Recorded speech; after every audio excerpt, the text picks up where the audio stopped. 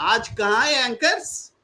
क्यों नहीं पूछते कि प्रधानमंत्री नरेंद्र मोदी जी, आपको जब पता लगा कि यौन उत्पीड़न हो रहा था महिला खिलाड़ियों का और ब्रिजभूषण शरण सिंह आपका सांसद ये काम कर रहा था, तो आपने सूचना मिलते ही सबसे पहले पुलिस को क्यों नहीं बुलाया? पुलिस के पास पुलिस को निर्देश क्यों नहीं दिया? गृह मंत्रालय से काम क्यों नहीं कराया? आपने ऐसा नहीं किया। नरेंद्र मोदी जी ने प्राथमिक काम भी नहीं किया। लेकिन ये बात जिस तरह से मैं पूछ रहा हूं, इस देश में कितने लोगों की हिम्मत है कि वो सवाल पूछे? कि मीडिया में ताकत है क्या? वो राहुल गांधी से पूछ सकता है, नरेंद्र मोदी से पूछने की हिम्मत नहीं है। लेकिन ये मामला दूध और पानी की तरह साफ हुआ है। अरे आप बचा ले जाओगे ब्रिजभूषण शरण सिंह से, तो क्या पब्लिक परसेप्शन आपके लिए बदल जाएगा? जनता समझ चुकी है कि आप गलत लोगों के साथ खड़े हो। जो लोग आपके इर्द गिर्द हैं वो ब्रिजभूषण शरण सिंह जैसे लोग हैं, जो महिलाओं का, अपनी बेटी समान खिलाड़ियों का, अंतरराष्ट्रीय खिलाड़ियों का यौन शोषण करते हैं। ये बात छोटी मोटी बात नहीं है भाई। अंतरराष्ट्रीय स्तर का संगठन wrestlers world federation for wrestling, इसका एग्जैक्ट नामकरण मुझे याद नहीं, क्षमा करें, तो जो दुनिया का संगठन है उसने धमकी दी कि आप अपने यहाँ रेसलर्स का अगर इलेक्शन नहीं कराते हैं, रेसलर्स फेडरेशन ऑफ इंडिया, तो हम आपको अंतरराष्ट्रीय खेलों में भाग लेने नहीं देंगे। उसने इस बात की चिंता जताई, रोष व्यक्त किया कि मैं अंतरराष्ट्रीय खिलाड़ियों के साथ में दिल्ली पुलिस ने खराब व्यवहार किया, घसीट करके ले गई, बूट के तले रौंदा गया। ये खिलाड़ी, महिला खिलाड़ी सिर्फ हिंदुस्तान की खिलाड़ी नहीं है, ये इंटरनेशनल खिलाड़ी हैं। सिर्फ हिंदुस्तान की एसेट नहीं है, ये दुनिया की एसेट है। और दुनिया की इस एसेट का जब हमारी पुलिस बूटों तले रौंद रही थी, तो दुनिया का खेल संगठन इस पर आपत्ति जताएगा, और उसने जताया। आप इस बात को समझिए कि कितनी बड़ी घटना घटी है। और आप चाहते हैं कि इसकी सुलह सफाई हो जाए। आप महिलाओं से बैठ करके सुलह सफाई कर रहे हैं। ये क्या सुलह सफाई वाला मामला है? अरे जिसने गलती की है, जिसने महिला खिलाड़ियों के साथ यौन दुर्व्यवहार किया है, उसको कानून के तहत सजा दिलाने का काम करना सरकार का कर्तव्य है। सुलह सफाई करने के लिए आपको जनता ने नहीं चुना है। आप जनता के साथ खड़े होने के लिए आपको चुना गया है। आपके पास जो शक्ति है, जो ताकत है, वो जनता ने आपको दी है। आप इस ताकत का इस्तेमाल आम जनता के खिलाफ ना करें। ये एहतियात है, ये सलाह है, ये हिदायत है। लेकिन गरूर में जो सरकार होती है वो अपना कर्तव्य भूल जाती है। वो जनता से प्राप्त शक्ति का इस्तेमाल जनता के खिलाफ करने लगती है। उसका ये जीता जागता नमूना है। ये घटना हमेशा से उदाहरण दी जाती रहेगी कि कैसे एक व्यक्ति जो खुलेआम, जिसके सारे गवाह भी मौजूद हैं, महिला खिलाड़ियों के साथ दुर्व्यवहार करता रहा, और इसके बावजूद दिल्ली पुलिस, केंद्र सरकार, गृह मंत्री, प्रधानमंत्री, सब खेल मंत्री, सबकी जानकारी में होने के बावजूद महिला खिलाड़ियों को न्याय मिलने के बजाय फायदा उसको पहुंचाया गया जो इसमें कल्प्रिट था, जिस पर आरोप थे, उसके साथ सरकार खड़ी रही। जो पीड़ित महिलाएं रही, जो पीड़ित महिला पहलवान रहे, उसके साथ में खड़ी नहीं। और मीडिया ने क्या नहीं किया इन पहलवानों को बदनाम करने के लिए। हर दिन आंदोलन टूट गया, बयान बदल गए। ये तो साक्षी मलिक जैसी, विनस फोगाट जैसी बहादुर महिला पहलवानों का जिक्र करना होगा कि तमाम विपरीत परिस्थितियों के बावजूद उन्होंने समय समय पर आकर के इस बात सच्चाई को सामने रखा कि वो ब्रिजभूषण शरण सिंह के घर इसलिए नहीं गए थे कि वहां कोई समझौता करना था।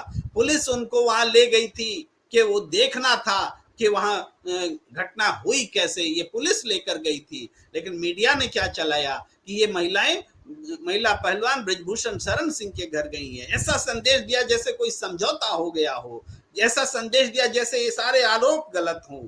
ये आरोप की जो वापसी हो रही है, जो कैंसिलेशन रिपोर्ट दाखिल की जा रही है, इससे क्या ब्रिजभूषण शरण सिंह के दाग धुल जाएंगे? वो दूध के धुले हुए हो जाएंगे?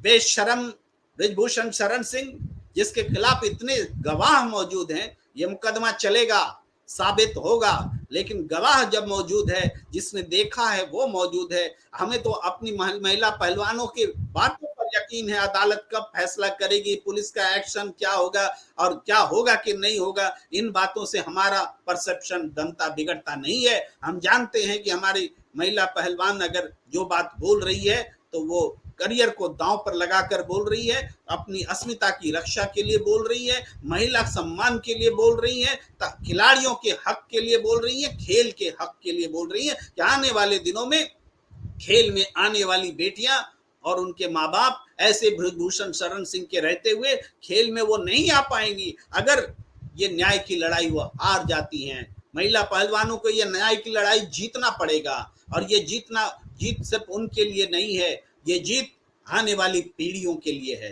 ये एक खेल की भी बात नहीं है, सारे देश में खेल के माहौल को भी बताता है और राजनीतिज्ञों का जो खेलों में हस्तक्षेप है उस हस्तक्षेप को भी बताता है। आपने क्रिकेट का खेल देखते समय वो अमित शाह के बेटे जय शाह का वो इशारा, गंदा इशारा आपने नहीं देखा था क्या? जब मानसिकता में इतनी बुराई भरी हुई है, जब मानसिकता ही इतनी गंदी है राजनीतिज्ञों की, वो खेल का भला क्या करेंगे? चाहे ब्रिजभूषण शरण सिंह हो चाहे जय शाह हो, इनकी मानसिकता बताती है कि कितनी बुरी है। गंदे इशारे करते हैं, ये स्क्रीन पर पूरी दुनिया देखती है और ये लोग महिला पहलवानों के आरोपों को धुतकारेंगे, उसको गलत ठहराएंगे। परसेप्शन की लड़ाई नरेंद्र मोदी की सरकार हार चुकी है। जनता जान रही है कि गलत के साथ मोदी सरकार खड़ी है और जो न्याय मांग रहे हैं, इंसाफ मांग रहे हैं, उनका गला घोटा जा रहा है, उनको दबाया जा रहा है, उनको कुचला जा रहा है। और ये हालात जो है, ये हालात एक दिन में बदलेंगे नहीं, ये मैं मानता हूं, लेकिन सच को सच बोलने का साहस जो है वो रखना पड़ेगा। और जो भ्रम फैलाया जाता है झूठ के सहारे, उस झूठ को भी समझने के लिए सामने आना होगा। राजनीति अपनी तरफ है, राजनीति शुचिता के लिए होती है, महिलाओं के सम्मान के लिए होती है, समाज में सुशासन कानून व्यवस्था इन सबको बनाए रखने के लिए होती है, इंसानियत के लिए होती है। अगर इंसानियत से ही राजनीति दूर हो गई तो हम ऐसी राजनीति का हिस्सा नहीं बनना चाहते हैं। देखिए, हमारे पास कुछ सवाल भी आ रहे हैं। एक सवाल आ रहा है कि मुझे आपसे एक सवाल पूछना है कि हमारी महिला पहलवान बहनों को इंसाफ मिलेगा या नहीं। बहुत बढ़िया सवाल है। इंसाफ मिलना, हम जब बोलते हैं तो इसका मतलब होता है कि कानून की तरफ से एक जजमेंट आना, जिससे जो आरोपी है, वो जो मुजरिम है, उसको सजा मिल सके। लेकिन हमारे यहाँ न्याय व्यवस्था बहुत लचर है, ये भी सच है। न्याय व्यवस्था को जो पुलिस आधार बना करके देना चाहिए, वो आधार बनाने में बेईमानी है, ये भी सच है। तो इस स्थिति में न्याय मिलना, कोई दावा नहीं कर सकता कि न्याय मिलेगा, लेकिन न्याय के लिए खड़ा होना, न्याय के लिए संघर्ष करना और जनता को अपनी लड़ाई से जोड़ना, सरकार को बाध्य करना कि सही तरीके से जांच हो, यही न्याय की लड़ाई है, यही न्याय का रास्ता है। न्याय मिलेगा या नहीं मिलेगा, इस आधार पर हम न्याय की लड़ाई छोड़ नहीं सकते। हो सकता है कि न्याय ना मिले, क्योंकि अदालत की आंखें बंद होती हैं, वो सबूतों के आधार पर फैसला करती है। अदालत फैसला करती है, इंसाफ नहीं करती है, इस बात को भी आपको समझना होगा। हम इंसाफ तब होगा जब सारी व्यवस्था, पुलिस सही रिपोर्ट देगी, पुलिस सही जांच करेगी, तथ्य सामने आएंगे, कोई बाहरी दुष्प्रभाव या हस्तक्षेप केस में नहीं होगा।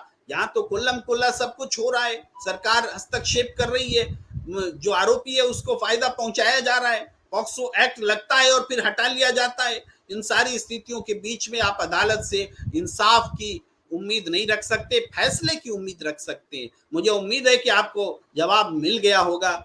एक साहब कह रहे हैं कि मोदी है तो मुमकिन है। अब ये जुमला दो तरह से हो गया है। मोदी है तो अच्छे कार्य, असंभव कार्य भी हो सकते हैं, ऐसा कहा जाता था। अब मोदी है तो जितने बुरे से बुरे काम है वो भी हो सकते हैं, जो हम नहीं सोच सकते वो भी हो सकता है। महिला पहलवान को बूटों तले रौंदा जाएगा, ये भी हो सकता है। मोदी है तो मुमकिन है, इसका मानी जो है बदल गया है।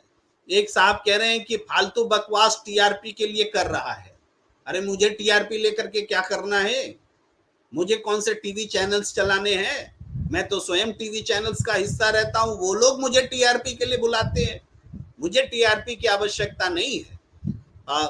एक साहब कह रहे हैं यदि प्रधानमंत्री सच के साथ हैं तो उनको इस्तीफा दे देना चाहिए। ये तो अजीबोगरीब बात, मुझे समझ में नहीं आ रहा है कि प्रधानमंत्री सच के साथ हो तो उनको इस्तीफा दे देना चाहिए। खैर इनकी बात, इनकी टिप्पणी, इनको मुबारक हो। फिर एक राजकुमार साहब कह रहे हैं बीजेपी पतन की तरफ है। ये जो बात हम कह रहे हैं उसकी पुष्टि कर रहे हैं। समय आने पर जनता हिसाब करेगी, राजकुमार जी ये भी लिख रहे हैं। तो प्रतिक्रियाएं लगातार मिल रही हैं। तो ये बात ऐसा नहीं कि मैं बोलूं तब प्रतिक्रिया मिले, प्रतिक्रियाएं सबके मन में है। घटना घटती है तो घटना की प्रतिक्रिया मन में आती है कि आखिर पहली बार जब पॉक्सो एक्ट लगा तब पुलिस एक्टिव क्यों नहीं हुई, और पुलिस एक्टिव तब होती जब पॉक्सो एक्ट को कैंसिल करना है। ये किसके साथ में ये पक्षपात किया जा रहा है? भाई आपको मौका मिलता है तो महिला खिलाड़ियों को घसीट ले जाते हैं, और जो आरोपी है उसको आप पूछते तक नहीं है। तो ये सारी स्थितियां बता रही हैं कि पुलिस का किस तरीके से